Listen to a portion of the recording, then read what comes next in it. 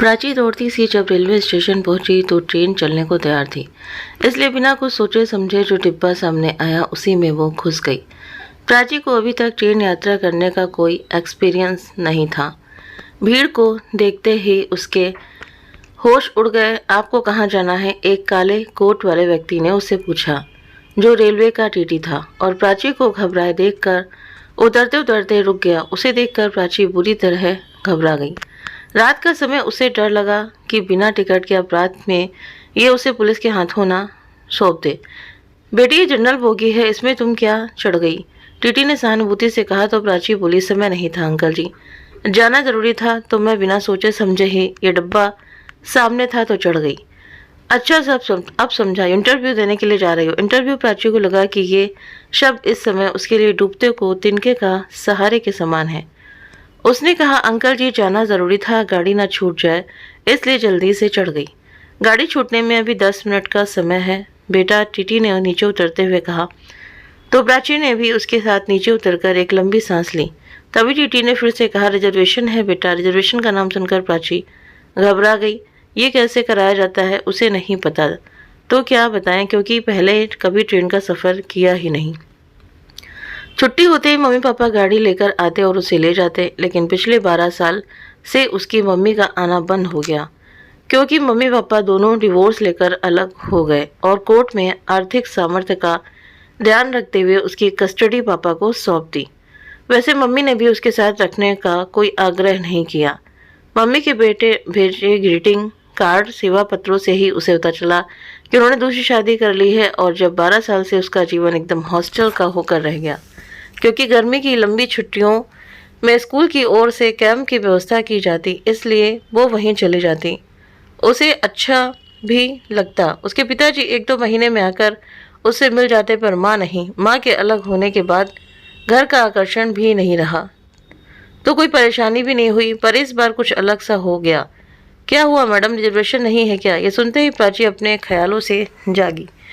जी uncle जी, इतनी जल्दी थी कि रिजर्वेशन करवा ही नहीं पाई।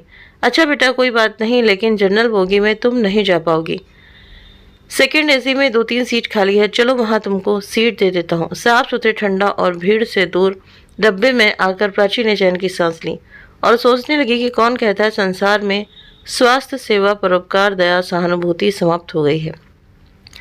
भले ही कम हो गई है, पर इन अच्छी भावनाओं ने अभी तक दम नहीं तोड़ा है, और इसीलिए आज भी प्रकृति हरी भरी है। यदि सभी स्वार्थी, चालाक और गंदे सोच के लोग होते तो धरती पर एक खूबसूरत संसार समाप्त हो जाता। ये सोचते हुए प्राची ने कंबल ओढ़कर आंखें बंद कर लीं और मन ही मन खुश हो गई कि इस बार अपने आप घर जाकर पापा को सरप्राइज देगी, और पापा भी ये देखकर खुश होंगे कि बेटी बड़ी और समझदार हो गई है, जब अकेली भी आ जा सकती है। और फिर पापा भी तो अकेले हैं, इसलिए इस बार घर जाकर उनकी खूब सेवा करूंगी, अच्छे अच्छे व्यंजन बनाकर खिलाऊंगी, उनको लेकर घूमने जाऊंगी। ये सब सोचते हुए प्राची जब घर पहुंची तो रात के 10 बज गए थे। उसने घंटी बजाई और मन ही मन खुश हो गई कि पापा अचानक उसे सामने देखकर खुशी से उछल पड़ेंगे। एग्जाम का रिजल्ट आने में अभी 1 महीना पड़ा है, तब तक मस्ती मस्ती करेगी। वो ये सोच ही रही थी कि तभी दरवाज़ा खुल गया। उसके पिताजी ने खोला था। उसने सोचा था कि पापा उसे देखते हुए खुश हो जाएंगे, लेकिन उन्हें सहमा हुआ देखकर प्राची परेशान हो गई। तुम अचानक कैसे आ गए? पिताजी ने पूछा तो उनकी प्रतिक्रिया से उसे झटका लगा। चेहरा सफ़ेद पड़ गया था उसके पिताजी का। तो इस तरह अचानक क्यों चली आई? प्राची को लगा मानो उसके पापा अंदर ही अंदर उनके आने से दुखी हो रहे हों। उसने चौंकर अपना मुंह उठाया और पापा को देखा तो वो किसी उलझन में लगे। तो क्या पापा मेरे घर आने से नाराज हो गए? पर क्यों? वो तो मुझसे बहुत प्यार करते हैं। कुछ सोचते हुए उसने कहा, पिताजी, हॉस्टल बंद हो गया, सारी लड़कियां अपने अपने घरों को चली गईं, मैं अकेली वहाँ कैसे रहती? कैंटीन भी बंद था, खाती भी क्या? वो तुम्हारा कैंप था ना, पैसे तो जमा कराया था। पिताजी ने उसकी बात काटते हुए कहा तो प्राची बोली, इस बार कैंप रद्द हो गया।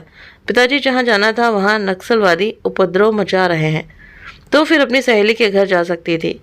कई बार पहले भी तो गई हो, पिताजी ने कहा तो प्राची बोली, हाँ पिताजी, लेकिन इस बार वो पहले ही अपने घर चली गई थी। उसके पापा ने अभी तक उसे अंदर आने को नहीं कहा था।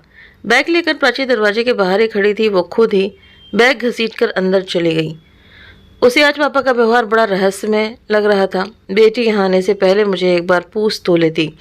ये सुनते ही प्राची ने आश्चर्य के साथ अपने पिता की ओर देखते हुए कहा, क्या बात है पिताजी, खुश होने की जगह आप नाराज लग रहे हैं? जब मुझे अपने ही घर आना था तो फ़ोन करके आपको क्यों बताती? आपकी बात मैं समझ नहीं पा रही, क्या मेरे आने से आप खुश नहीं हैं? तो उसके पिता असहाय से बोल उठे, ना खुश हूँ बेटा, लेकिन अगर मैं बाहर होता तो तुम क्या करती? इसलिए फ़ोन की बात कही थी। दरवाज़ा बंद करते हुए पिताजी ने कहा और अंदर आ गए। तो प्राची उनके गले से लगकर बोली, अब मैं रोज़ अपने हाथों से खाना बनाकर आपको खिलाऊंगी पापा। उसका इतना कहना हुआ कि तभी अंदर से एक औरत की आवाज़ आई, क्यों जी, खाना खाने क्यों नहीं आ रहे? फिर मोनू सो जाएगा। ये कहते हुए उस औरत ने पर्दा हटाकर बाहर की ओर देखा तो प्राची के पिता जल्दी से प्राची को पीछे हटाकर अलग खड़े हो गए और उस औरत से बोले, शिवानी ये मेरी बेटी प्राची है। बेटी और इतनी बड़ी, पर तुमने तो कभी इस बेटी के बारे में मुझे बताया ही नहीं, उस औरत ने कहा। तो प्राची के पिताजी हकलाते हुए बोले, बताता पर मुझे मौका ही नहीं मिला। शिवानी ये हॉस्टल में रहती है, 10 साल बीएससी की परीक्षा दी है। पिताजी का इतना कहना हुआ कि उस औरत ने उनकी बात काटते हुए कहा, तो क्या अब इसे अपने साथ रहने को बुला लिया? उस औरत के शब्दों में नफरत साफ झलक रही थी। नहीं नहीं, ये यहाँ कैसे रहेगी? पिताजी के चेहरे पर डर घबराहट देख प्राची को उन पर दया आ गई। अब तक वो अपने पिताजी को बहुत बहादुर समझा करती थी, पर शिवानी नाम की इस औरत के सामने आपके पिता को डरते देख प्राची को अंदर से भारी तकलीफ हो रही थी। उसने अपना बैग उठाया और शिवानी की तरफ बढ़कर बोली, सुनिए, मैं इनकी बेटी प्राची हूँ। पापा ने मुझे साथ रहने के लिए नहीं बुलाया, छुट्टियाँ थी तो मैं ही इनको बिना बताए चली आई। असल में मुझे पता ही नहीं था कि आप मेरी माँ के रूप में आ चुकी हैं। आप परेशान न हो, मैं अभी चली जाती हूँ। बेटी की मुझे सुनकर प्राची के पिता छटपटा उठे। उनके मन की पीड़ा उनके चेहरे पर झलक आई। वो बोले, इतनी रात में तू कहाँ जाएगी? चल, मैं किसी होटल में तुझे छोड़ कर आता हूँ। पापा आप जाकर खाना खाइए, मैं जाती हूँ, गुड नाइट। इतना कहकर वो बाहर आ गई।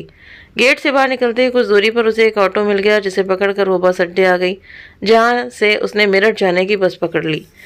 प्राची को आज वो दिन याद आ रहा था जब उसने पापा का हाथ पकड़कर अपनी बोर्डिंग स्कूल में कदम रखा था।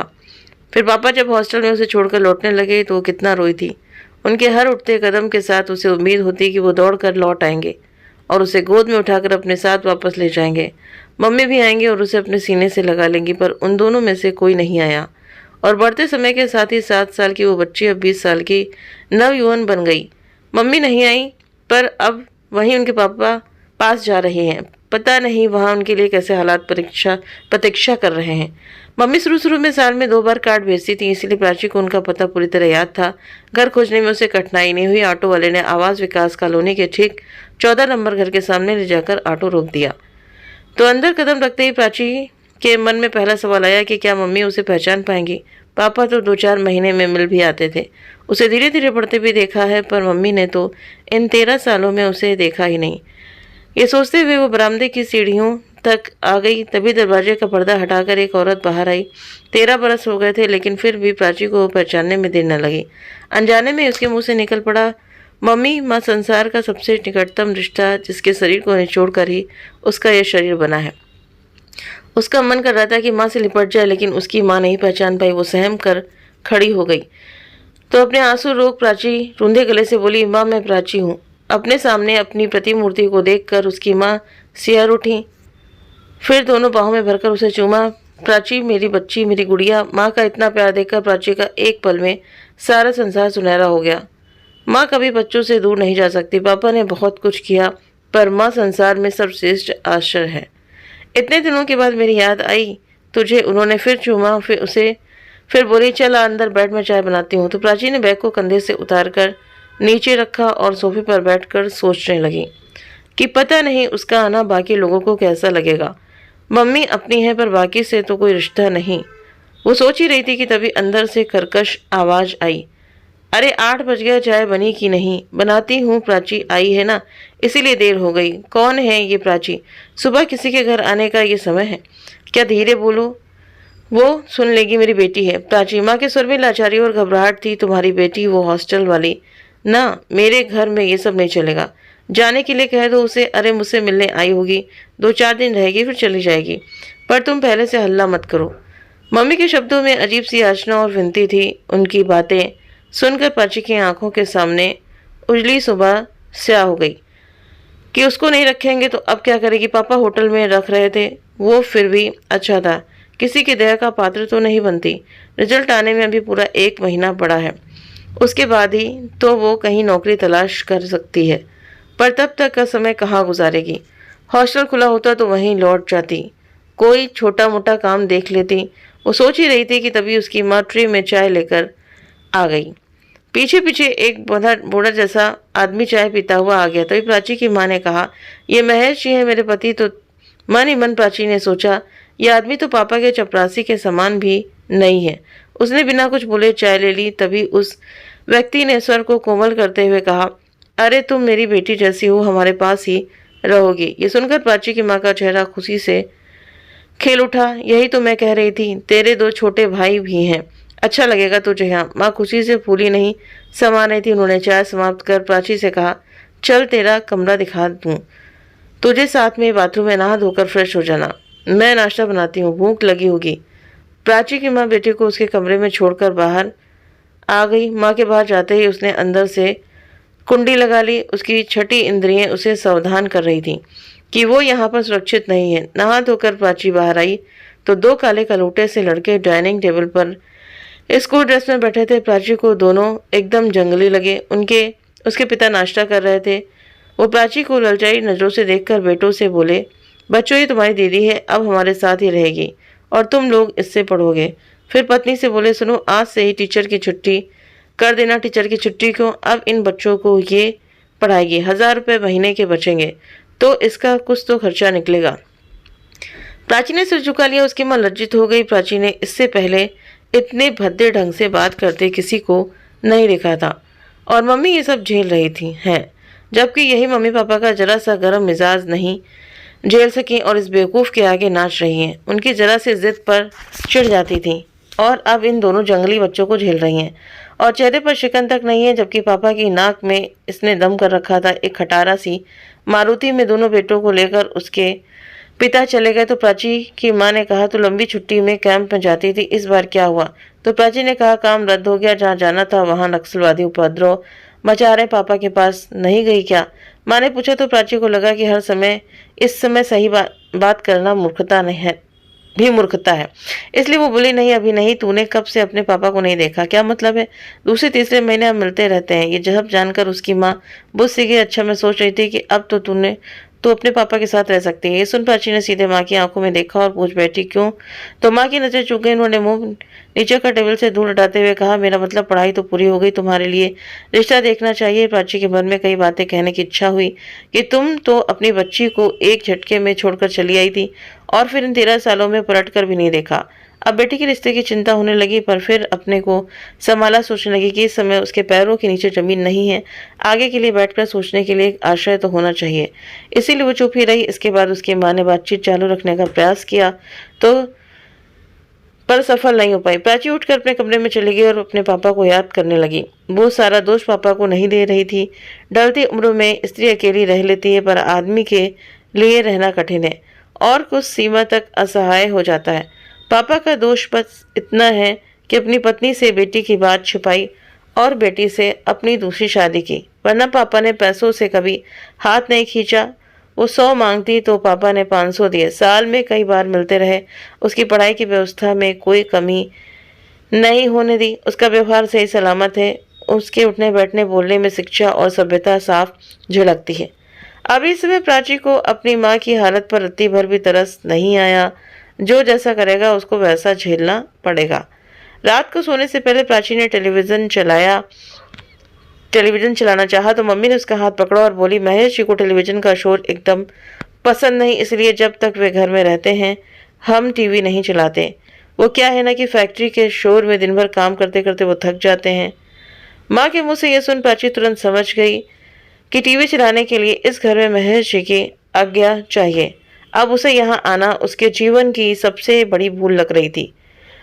अब सही सलामत यहाँ से निकल सके तो अपने जीवन को धन्य समझेगी, लेकिन फिर जाएगी कहाँ। वो ये सोच ही रही थी कि तभी महेश जी उस कमरे में आ गए और बुरी नजर से उसे घूरने लगे। वो आगे बढ़ ही रहा था कि तभी प्राची ने एक जोरदार पैर से धक्का देकर नीचे गिरा दिया। वो लड़खड़ाते हुए उठ ही रहा था कि तभी प्राची पूरी ताकत से उस पर लात घूंसे बरसाने लगी। तो महज जान बचाने को चीखने लगा। तभी प्राची की मां दौड़ कर आई तो प्राची ने जोर से उसे सुनाकर अपने पिता की तारीफ करते हुए कहा, थैंक यू पापा, पैसे की परवाह न करके आपने मुझे एक अच्छे कॉलेज में शिक्षा दिलवाई, नहीं तो मैं आज अपने आप को नहीं बचा पाती है। सुन प्राची की माँ रोते रोते हाथ जोड़ने लगी। बस कर प्राची, माफ कर दे, उनके मुंह से खून आ रहे हैं। मम्मी, ऐसे कुत्तों को जीने का हक ही नहीं है चाहिए। दांत पीसकर उसने कहा, बेटी मेरे दो छोटे छोटे बच्चे हैं, माफ कर दे। इतनी देर में मौका देख महेश कमरे से भाग गया। प्राची की माँ प्राची का हाथ पकड़कर उसे समझाने का प्रयास करने लगी तो प्राची जोर से चीख पड़ी, रुको, मुझे छूने की कोशिश मत करना, मेरे पापा का जीना तुमने मुश्किल कर दिया था। अच्छा हुआ तुम्हारा तलाक हो गया, क्योंकि तुम उस सुख भरे जीवन में रहने के लायक ही नहीं थी। नाली का कीड़ा नाली में ही रहना चाहता है। आज से मैं तुम्हारे साथ अपने जन्म का रिश्ता तोड़ती हूँ। प्राची, मेरी बात तो सुन बेटा, मुझे अब आपकी कोई बात नहीं सुननी। मुझे तो अब अपने शरीर से घृणा आ रही है कि तुम्हारे शरीर से मेरा जन्म हुआ। तुम वास्तव में एक गिरी हुई औरत हो और तुम्हारी जगह यही है। मम्मी भी बस खड़ी देखती रही। उसे मम्मी से भी घृणा हो गई। दिमाग में ज्वालामुखी फट रहा था। उसने जल्दी जल्दी सामान समेट बैग में डाला। जो छूट गया वो छूट गया और घर से निकल पड़ी और टैक्सी पकड़कर सीधे स्टेशन पहुंच गई। वो इतनी जल्दी और हड़बड़ी में थी कि उसने ये भी नहीं देखा कि कौन सी गाड़ी कहाँ जा रही है। वो तो भला होटल कंडक्टर का जो उसको जगह दे दी। रात भर प्राची बड़ी चैन की नींद सोई। जब आँख खुली तो सुबह हो आई थी। सामने एक बुजुर्ग जोड़ा बैठा था। पति न्यूज़पेपर पढ़ रहे थे और पत्नी कोई धार्मिक किताबें। प्राची ने बिस्तर समेटकर ऊपर डाल दिया, फिर सीट उठाकर आराम से बैठी और अपनी चिंता के बारे में सोचने लगी कि अब स्टेशन पर उतरकर वो कहाँ जाएगी, क्या करेगी, कुछ पता नहीं। अकेली लड़की होकर होटल में रहे ये उचित नहीं है और इतने पैसे भी नहीं कि महीना भर होटल में रह सके। पापा से कहेगी तो वो तुरंत पैसे भेज देंगे और एक बार भी नहीं पूछेंगे कि इतने पैसे का क्या करेगी। इतना भी विश्वास तो पापा के ऊपर आज भी है, पर ये उसका भविष्य नहीं है और ना ही समस्या का समाधान। उसे अपने बारे में कुछ तो ठोस सोचना ही पड़ेगा। जब तक पापा की शादी की बात पता नहीं थी तब तक बात और थी, पर अब उनकी असलियत को जान लेने के बाद वो भला किस मुंह से पैसे मांगे। अब तो एक ही रास्ता हो सकता है कि उल्टे पैर वो इंदौर लौट जाए। वहाँ इंदौर में जान पहचान की कई सहेली हैं, कोई कुछ तो जुगाड़ कर ही देगी। ज़्यादा नहीं हो सका तो एक छत और भरपेट खाने का हिसाब बन ही जाएगा। थोड़ा समय लगे तो कोई बात नहीं, वहाँ पापा हैं, वो भी कुछ उपाय करेंगे ही, बेटी को रोड पर तो नहीं छोड़ेंगे। ये सब सोचकर उसने मन बना लिया कि वो उल्टे पैर इंदौर लौट जाएगी। बेटी कहाँ जाओगी, उस बुजुर्ग महिला ने पूछा। जी बोकारो, प्राची ने कहा। तो उसने शांत सौम्य स्तर से वो दोनों बुजुर्ग पति पत्नी बहुत प्रभावित हुए। बोकारो में कहाँ रहती हो? प्राची को थोड़ा सतर्क होकर बोलना पड़ा। जी पहले कभी नहीं है, एक इंटरव्यू है कल। तो इस बार सजन बोले, हाँ टाटा कंपनी में काफ़ी लोग लिए जा रहे हैं। तुम नई हो, कहाँ रुकोगी? यहाँ किसी अच्छे होटल या गेस्ट हाउस का पता है आपके पास? प्राची ने पूछा। तो बुजुर्ग सज्जन ने थोड़ा सोचा, फिर बोली, बेटी होटल तो इस शहर में बहुत है, अच्छे भी हैं, पर तुम अकेली लड़की, तुम्हारा होटल में रहना ठीक होगा क्या? समय अच्छा नहीं है। तभी बुजुर्ग महिला ने समर्थन किया। नहीं बेटी, एकदम अकेले होटल में रात बिताना ठीक नहीं होगा। पर माँ जी, मेरी तो यहाँ कोई जान पहचान भी नहीं है। क्या करो, एक काम करो बेटा, तुम हमारे घर चलो। आपके घर? प्राची ने आश्चर्य से कहा। तो अम्मा जी बोली, संकोच की कोई बात नहीं बेटा, घर में बस हम दो बुजुर्ग ही रहते हैं, तुमको कोई परेशानी नहीं होगी। कल तुमको इंटरव्यू के लिए हमारा ड्राइवर ले जाएगा। प्राची समंजस में पड़ गई। देखने में तो पति पत्नी दोनों ही बहुत सज्जन और अच्छे घर के लगते हैं, परिपक्व आयु के भी हैं, चेहरे पर निहिर सरलता भी है। पर जो झटका खाकर यहाँ तक वो पहुंची है, उसके बाद एकदम किसी पर भरोसा करना बेवकूफ़ी के अलावा और कुछ नहीं। आजकल लड़कियों को फंसाकर बेचने का रैकेट भी सक्रिय है। ऐसे में उसका सिर तो पहले ही ओखली में फंस चुका है। मुसल की मार पड़े तो पड़ने दो। प्राची ने फैसला लिया कि वो उनके घर ही जाएगी।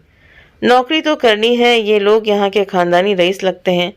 अगर इन लोगों का संपर्क प्रभावशाली लोगों से हुआ तो ये कहकर उसकी नौकरी भी लगवा सकते हैं। तभी को सोचकर प्राची ने कहा, आप लोगों को तकलीफ तो नहीं होगी? ये सुन बुजुर्ग महिला हंसी और बोली, बेटी पहले घर तो चलो, फिर हमारे तकलीफ के लिए सोचना। हाँ, तुमको संकोच हो इसलिए बता दो कि हमारे 3 बेटा बेटी हैं। तीनों की शादी हो गई है, तीनों के बच्चे स्कूल कॉलेज में पढ़ रहे हैं और तीनों पूरी तरह अमेरिका और लंदन में स्थायी रूप से बसे हुए हैं। यहाँ हम दोनों और पुराने नौकर चाकर ही हैं। ये सुनकर प्राची का मन भर आया कि अपनों ने भटकने के लिए आधी रात को रास्ते पर ही छोड़ दिया। एक बार भी उसकी सुरक्षा के बारे में नहीं सोचा, और यह जीवन में पहली बार मिले कोई रिश्ता नहीं, फिर भी वो उसकी सुरक्षा के लिए कितने चिंतित हैं।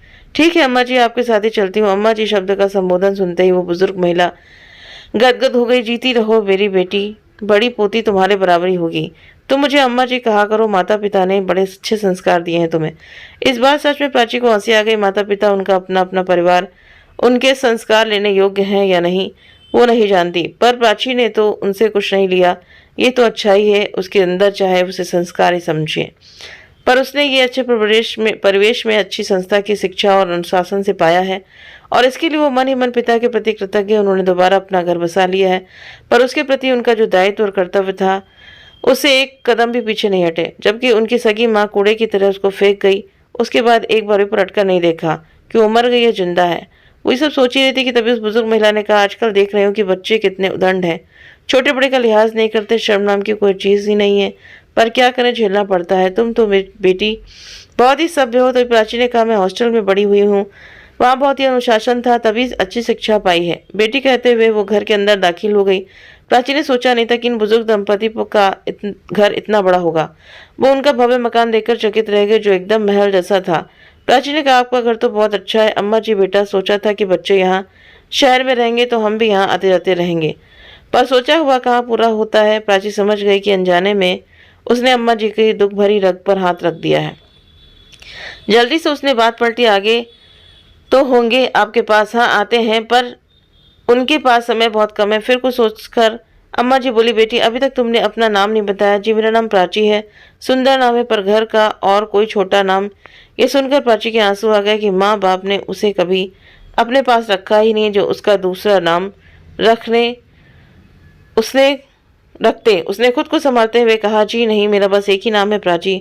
अच्छा बेटा, यही अच्छा है तो मैं प्राची कहूँगी। प्राची मन ही मन हंस पड़ी। ऐसा लग रहा था जैसे वो जीवन भर के लिए उनके पास रहने आई है। दोपहर में खाना खाने के बाद प्राची अपने बिस्तर पर लेट कर कुछ सोचने लगी कि यहाँ इस सज्जन दंपति के संरक्षण में वो पूरी तरह सुरक्षित है। जीवन में इतनी स्नेह ममता भी उसको कभी नहीं मिली, पर यह ठिकाना भी कितने दिन का ये पता नहीं। अब तक तो उसने हॉस्टल का जीवन काटा था, सामान्य जीवन में अभी अभी पैर रखे। जिन परिस्थितियों का सामना उसे करना ही पड़ा वो बहुत ही भयानक था। एक घर में प्रवेश नहीं मिला, दूसरे घर में प्रवेश का इतना बड़ा मूल्य मांगा गया कि उसकी आत्मा ही कांप उठी। माँ संसार में सबसे ज्यादा अपनी और अच्छी साथी होती है, पर यहाँ तो माँ ने ही उसे ठोकर खाने को मजबूर कर दिया। पापा फिर भी उसके लिए सोचते हैं, पर विवश हैं, कुछ कर नहीं पाए। फिर भी पूरी आर्थिक सहायता उन्होंने मुझे दी। अब उसे कुछ समझ नहीं आ रहा था कि अगला कदम कहाँ रखेगी। ये घर, ये लोग बहुत अच्छे लग रहे थे। इंसानियत से जो विश्वास उठ गया था, इनको देख वो विश्वास फिर से लौट रहा था। पर यहाँ भी वो कब तक टिकेगी? उसकी पूरी कहानी सुनने के बाद ये उसको आश्रय देंगे या नहीं समझ पा रही थी। उसने बाहर आकर देखा तो बरामदे में दोनों बुजुर्ग दंपति बैठे थे। उसे देख अम्मा जी ने कहा, आओ बेटी बैठो, चाय आ रही है। मैं कर्मों को तुम्हारे पास ही भेजती हूँ, कम्मों को। प्राची भी एक कुर्सी खींचकर उनके पास बैठ गई। तभी बाबूजी ने चाय का कप उठाते हुए कहा, कल तुम्हारा इंटरव्यू है, कितने बजे है बेटा? सुनते ही प्राची का कप छलक गया। उसने सोचा कि अब और नहीं, इनको सच्चाई बतानी पड़ेगी। इतनी चालाकी उसके अंदर नहीं थी कि इतनी बात छुपा ले। मन और मस्तिष्क पर अपराध बोध का दबाव बढ़ता ही जा रहा था। उसने धीरे से कहा, बाबूजी मुझे आप दोनों से कुछ कहना है। हाँ हाँ कहो बिटिया। अम्मा जी, मैंने आपसे झूठ बोला था, मेरा कोई इंटरव्यू नहीं है। ये दोनों बुजुर्ग दंपति चौंक गए। तो फिर इतनी जल्दी क्या थी गाड़ी पकड़ने की? मैं उस जीवन से भाग रही थी जहां मेरे सम्मान को भी दांव पर लगा दिया गया था। किसने लगाया? मेरी सगी माँ ने। बेटी हमको समझ नहीं पा रहे, अम्मा जी ने कहा। तो प्राची ने बचपन से लेकर आज तक की पूरी कहानी उन्हें सुना दी। वो दोनों उसकी आप बीती सुन रहे थे। अम्मा जी के आंसू बह रहे थे। उन्होंने उठकर उसे अपने गले से लगा लिया। इतनी सी उम्र में बेटी तूने कितना सहा है, पर तू चिंता मत कर, शायद हमारा साथ तुझको मिलना था, इसीलिए नियति ने हमें उस गाड़ी की और डिब्बे में भेज दिया था। कितनी पढ़ी हो? बीएससी फाइनल की परीक्षा है अम्मा जी, अभी रिजल्ट नहीं आया है। रिजल्ट आने के बाद जहां भी नौकरी मिलेगी मैं चली जाऊंगी। कहते हुए प्राची की आंखें भर आईं। तभी बाबूजी ने कहा, तुम कहीं नहीं जाओगे, काम की कमी नहीं है, यहाँ मैं ही तुम्हारी नौकरी का प्रबंध कर दूंगा। हर लड़की को स्वावलंबी बनना चाहिए, पर तुम रहोगे हमारे साथ ही। देखो बेटी, तुम्हारी उम्र बहुत कम है, ऐसे में बड़ों का संरक्षण बहुत जरूरी है। दूसरी बात, हम दोनों भी बहुत अकेले हैं। अपने बच्चे तो बहुत दूर चले गए हैं, माता पिता की खोज खबर भी नहीं लेते। ऐसे में जवान बच्चे का संरक्षण हमको भी चाहिए। यहाँ इतने काम करने वाले तो हैं, पर अपना कोई रहे तो हमको बहुत बल मिलेगा। अच्छा अम्मा जी, आपकी आज्ञा, सिर आंखों पर। इतना कहकर प्राची ने अपने आंसू पोंछ लिए। तभी अम्मा जी ने कहा, चलो 2-4 दिन में तुमको अपने गांव घुमाकर लाती हूँ। तो बाबूजी भी हंसकर बोले, बेटी तुमको जो भी चाहिए वो बेझिझक बता देना। तो प्राची ने मुस्कुराते हुए हाँ में सिर हिला दिया। दूसरे दिन खुले मन से प्राची अम्मा जी के साथ बातें कर रही थी। कुछ दिन रहने के बाद अम्मा जी बाबूजी उसे अपने गांव ले गए। गांव परिसर में आकर गाड़ी रुकते ही प्राची की आंखें फटी की फटी रह गई। गांव में तो उनके 2 हवेली बन जाएगी। प्राची ने मन ही मन सोचा कि ये लोग कितने संपन्न हैं। दुख हुआ उनके बच्चों की सोच पर कि वो यहाँ इतना कुछ छोड़ गए और पराये देश में जाकर चाकरी बजा रहे हैं। अपनी शक्ति और बुद्धि दोनों को विदेशों में जाकर कौड़ियों के मोल बेच रहे हैं। यहाँ अपने बुजुर्ग माता पिता के साथ रहकर देश की समृद्धि में हाथ बटा सकते थे, कितने असहायों को जीने के रास्ते पर ला सकते थे, कितनों को गरीब की रेखा से खींचकर ऊपर उठा सकते थे। पर अचानक प्राची के मन में आया कि बाबूजी और अम्मा जी अभी शरीर से स्वस्थ हैं, बस थोड़े अकेलेपन और डिप्रेशन की लपेट में आ रहे हैं। उनका जीवन भी तो एक तरह से निरर्थक सा हो गया था। उसे जन कल्याण में समर्पित करके सार्थक बनाया जा सकता है। इसलिए मैं नौकरी ही क्यों करूं? करने के लिए कितना कुछ पड़ा है। उसने फैसला कर लिया कि इन लोगों से बात करेगी। उसने अपना प्रस्ताव अम्मा बाबूजी के सामने रखा तो दोनों बुजुर्ग दंपति सोचने लगे। अम्मा जी ने कहा, बेटी तुम्हारी योजना बहुत सुंदर है, देश व समाज का उपकार भी होगा, पर बेटी हम डरते हैं तुम्हारी उम्र अभी कम है। आज न सही पर कल तुम शादी करके अपने घर चली जाओगी, तब हम दोनों बुजुर्ग लोग क्या करेंगे, कैसे संभालेंगे इतना सब कुछ? तभी बाबूजी ने कहा, हम एक काम करते हैं, यहाँ अनाथ और वृद्धों की सेवा करते हैं। उसके साथ तुमने ये जो महिला कल्याण और लघु उद्योग निःशुल्क शिक्षा केंद्र की योजना बनाई है, उसे अभी रहने दो। नहीं बाबूजी, प्राची बोली, हमारा असली काम तो यही है। कहीं मार खाती तो कहीं विदेश में बिकती असहाय लड़कियों को बचाकर उनको स्वावलंबी बनाकर उन्हें उनके पैरों पर खड़ा किया करना जिससे घर या बाहर उन्हें कोई आंख उठाकर न देख सके और गरीबी से जूझकर कोई दम न तोड़ ले। अनाथ और वृद्धों की सेवा सहारा तो ही है हो जाएगा। प्राची के मुंह से इतना सुनकर अम्मा जी हंसी और बोली, उस दिन ट्रेन में तुझे डरी सहमी लड़की के रूप में देखा था, पर आज तुझ में इतनी शक्ति कहाँ से आ गई? तो बाबूजी ने प्राची का सिर हिलाया और बोले, उस दिन अग्नि परीक्षा में तब कर ही तो युद्ध शुद्ध सोना बनी है। इसकी सोच बदली, मनोबल बढ़ा और बुद्धि ने जीवन का नया दरवाजा खोला। प्राची भी अब इन लोगों के से सहज हो गई थी। दोनों ही प्राची की बातों से मोहित हो गए। तुम्हारी सोच कितनी अच्छी है बेटी, समय हालात मार बहुत कुछ सिखा देता है, अम्मा जी ने कहा। तो प्राची बोली, अभी कुछ दिन पहले तक मैं कुछ सोचती ही नहीं थी अम्मा जी। मैं आप लोगों से मिली और जान पहचान के बाद जाकर सोच ने जन्म लिया। लेकिन अम्मा जी आप डरो मत, मैं आप लोगों को छोड़कर कहीं नहीं जा रही। तेरी शादी तो मैं जरूर करूंगी बेटी, अम्मा जी ने हंसते हुए कहा। तो प्राची बोली, करिए, पर शर्त यही रहेगी कि मैं यहाँ से कहीं नहीं जाऊंगी। ठीक है, उसे ही हम यहाँ रख लेंगे, अम्मा जी ने कहा। तो पूरे घर के वातावरण में खुशी की लहर दौड़ गई। अब प्राची को किसी बात की कोई चिंता नहीं थी। अम्मा बाबूजी के साथ खुशी खुशी रहने लगे। तो दोस्तों, आपको ये कहानी कैसी लगी? अगर आपको ये कहानी पसंद आई हो तो वीडियो को लाइक करें, शेयर करें और हमारे चैनल को सब्सक्राइब करना ना भूलें। मिलते हैं आप सभी से नेक्स्ट वीडियो में नई कहानी के साथ में। Thank you.